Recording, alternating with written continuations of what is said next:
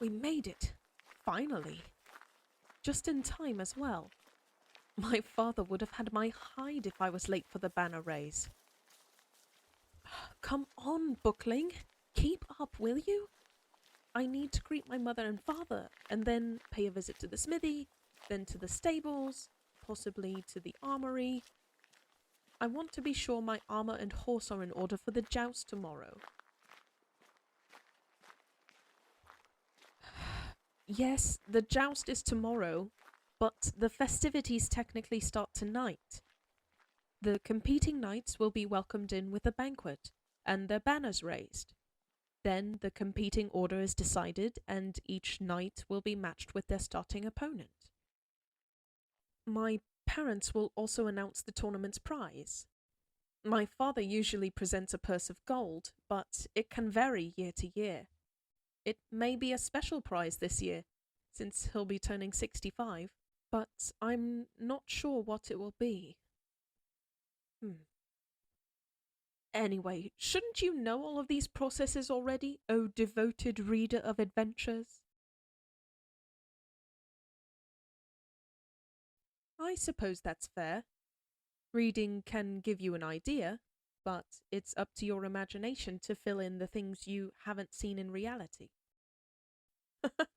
I'm doubtful your stories told you exactly what the annual tournament in Ewandale can be like. My home is a beautiful place, and there's a lot you can see and do here. Some things should be experienced, not just read about in books. What? You want me to show you around? I haven't got the time, Bookling. I can't take you on a tour around Ewandale just yet. There's simply too much that I need to do. Why don't you just walk around? The fair is still being set up, but I'm sure you can find some vendors that are ready to sell. Here. Take these and buy yourself something. Oh, while you're at it, actually, could you get some comfrey from the apothecary? Comfrey, yes. Symphytum officinale? It's an herb. Some call it knitbone. The stuff works wonders for small injuries. The apothecary usually keeps a regular store of salves on hand. I'm sure I won't need any, but with your luck. Ow! I was only teasing, Bookling. Go on then, to the apothecary with you. I will meet up with you later, I promise, and I can show you around before the banquet. Oh, right. I should at least show you where the apothecary is. Forgive me, Bookling. I'm not used to having anyone follow me around. At least, not anyone outside the castle grounds.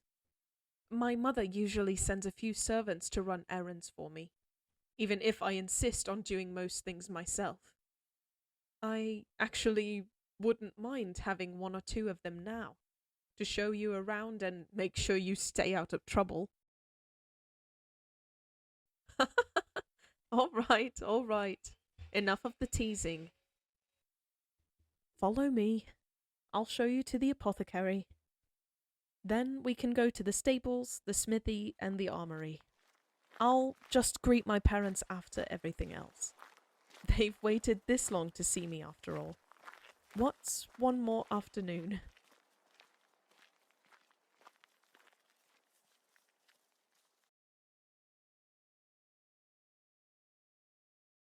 Well, what do you think, Bookling? I quite like my new armor, don't you? It's heavier than my leather, of course, and bloody hot in this weather, but it's only for tomorrow. I think it'll do just fine.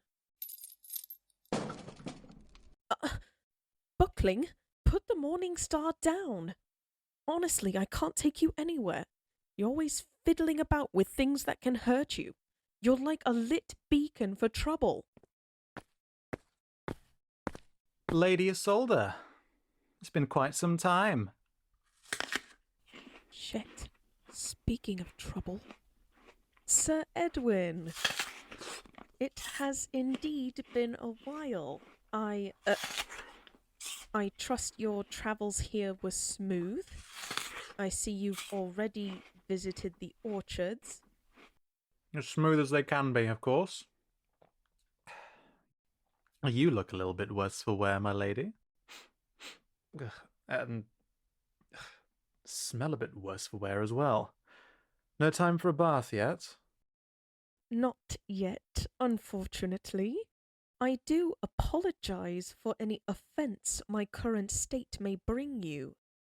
It is unbecoming of a lady of noble birth to stink of sweat, metal, and horse manure, but I'll allow it. For now. What are you doing in the armory anyway, my lady? If you must know, I was trying on my armor to ensure a correct fit for the tournament tomorrow. You must excuse us, Sir Edwin.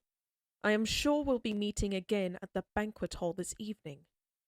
As much as I would love to stay and chat, I must go to greet my parents before the banner raise. And who is this, my lady? Or should I say, what is this? Have you taken to collecting wild animals? It seems to be the fashion in France nowadays. Always with a taste for the exotic. Oh, it speaks! And what a mouth it's got! Such language in the presence of a knight!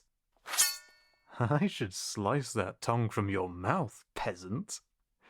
It would teach you a lesson in respect. How dare you! You raise your sword to an unarmed civilian. No matter how annoying a person can be, to abuse your skills in such a way is shameful and against our code of honor.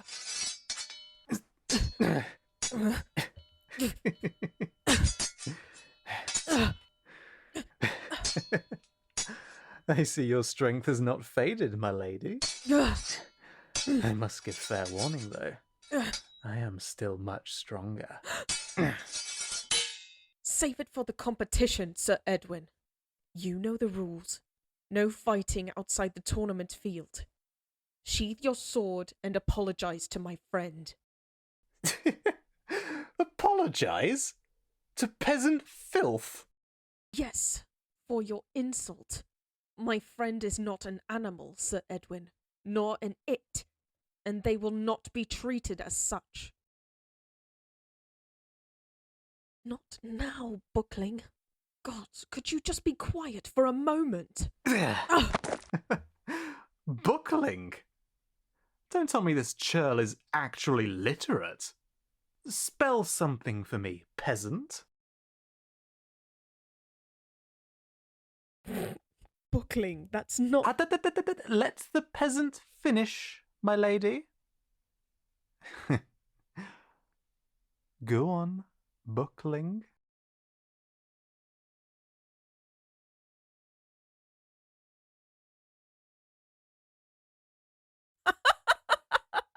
That may have been the most beautiful thing I've seen or heard all day. F-U-C... Hey, now just a moment. Why, you little... That is enough, Sir Edwin. If you insist on picking a fight, why not with someone at your own level? Do you know such a man? Surely you don't mean yourself, my lady. For the sake of hospitality, I shall ignore that. Let's leave any unsettled scores for the tournament, all right? Now, will both of you please apologize to each other? Go on.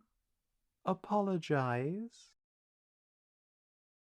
Please, Bookling, at least apologize for my sake so we can leave. There is still much to do before the banquet this evening.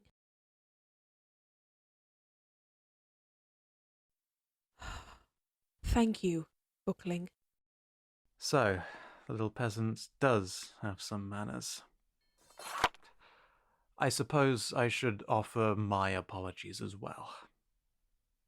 I am sorry, Lady Isolde.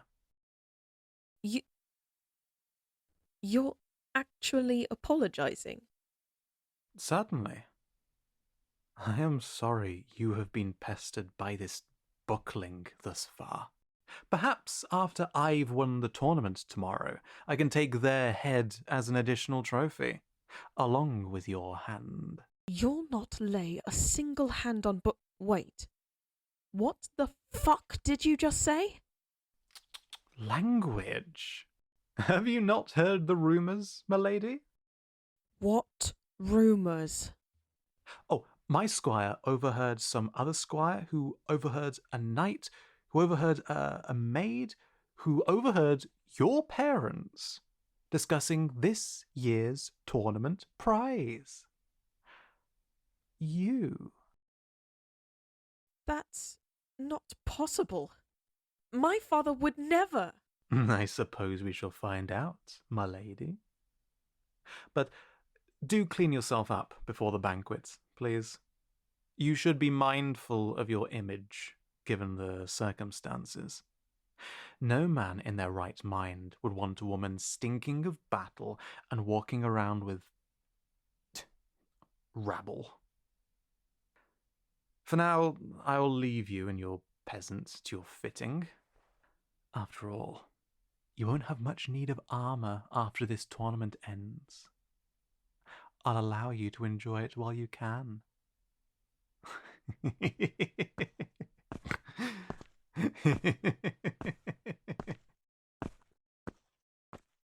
This can't be true. He must be lying. There's no way my father would name my marriage as the prize for the tournament. I'm not some kind of trophy. Yes, I suppose Sir Edwin could just be trying to rattle me, but I should check with my parents as well. I don't want to believe he could be telling the truth, but either way, we should head to the castle. I do need to clean up before greeting my parents, and I can discuss it with them then. What? You want to meet my parents? Why? Uh, that that's ridiculous. You're not entering the tournament, Bookling. It's bad enough that I have to worry about you getting into trouble on the sidelines. Besides, if you join, you wouldn't just be fighting Sir Edwin. You could very well be matched against me, not to mention any of the other competing knights. Bookling, I appreciate your concern. You're more chivalrous than many of the other knights here, I promise, but I must draw the line. Under no circumstances are you to enter the tournament. Come on, Bookling. Help me take this armor off. We need to hurry and get cleaned up if we're going to speak to my parents before the banner raise. No, of course I didn't mean we're going to bathe together. Are you mad? I am a lady. Oh, I mean, I'm a knight, but... Oh, you are so frustrating. I don't know what I'm going to do with you. You're just like Sir Edwin biting that fucking apple in my ear. Come on, Bookling, keep up. I swear to the gods, if you fall behind, I'm going to leave you behind. I know I say that in every single fucking episode of this, but it's almost like it's my